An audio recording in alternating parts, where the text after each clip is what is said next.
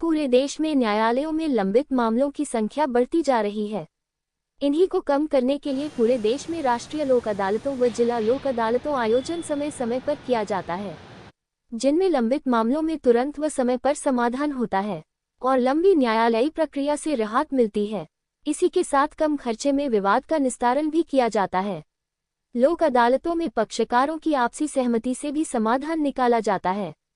वहीं विवादों का अंतिम निपटारा भी किया जाता है।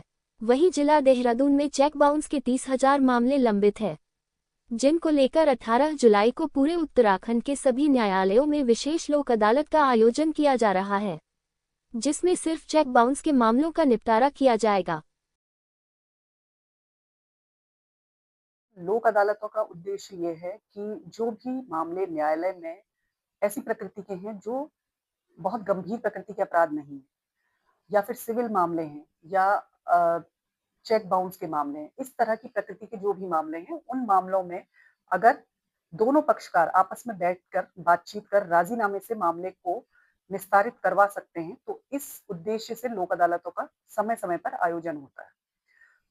जैसे कि हम लोगों के वहाँ राष्ट्रीय लोक अदालतें होती हैं, साल में 4 राष्ट्रीय लोक अदालतें होती हैं।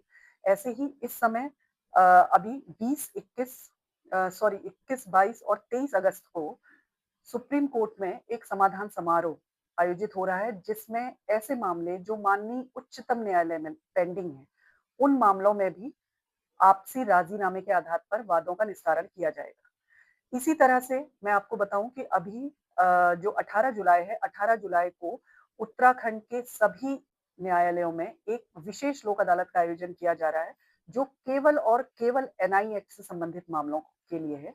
और एनआई एक्ट से मेरा मतलब है कि जो चेक बाउंस के मामले होते हैं, इनके जो भी मामले न्यायालयों में लंबित हैं, या फिर ऐसे मामले जिसमें पार्टी का चेक बाउंस हो गया है, मान लीजिए किसी बैंक के साथ आपका कोई लेन-देन है और उसमें आपका कोई चेक बाउंस हो गया है, तो बैंक के पास एक अधिकार आ गया है कि वो न्यायालय में आपके विरुद्ध एनआई एक्ट का केस ला सकते हैं।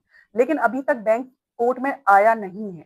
तो इस स्टेज के जो मामले हैं, वो भी इस जो स्पेशल लोक अदालत है, इसमें निस्तारित कराए जाएंगे। और ये जो स्पेशल लोक अदालत है एनआई एक्ट की, ये 18 जुलाई को उत्तराखंड के सभी न्यायालयों में होगी। और इसी क्रम में देहरादून जनपद के भी सभी न्यायालयों में जितने भी मामले एनआई एक्ट के पेंडिंग हैं, उन सभी मामलों में जो है आपसी राजीनामे के आधार पर वादों का निस्तारण किया जाएगा। तो मैं आपके चैनल के माध्यम से जो यहाँ की स्थानीय जनता है, उनसे अपील करती हूँ कि आप लोग अधिक से अधिक मामलों में जो है जो भी आपके मामले न्यायालयों में पेंडिंग है एनआई एक्ट के, आप 18 जुलाई से पहले कभी भी अपने संबंधित न्यायालयों में अपने खुद के द्वारा या फिर अपने अधिवक्ता के माध्यम से लोक अदालत में निस्तारण के लिए प्रार्थना पत्र दे सकते हैं।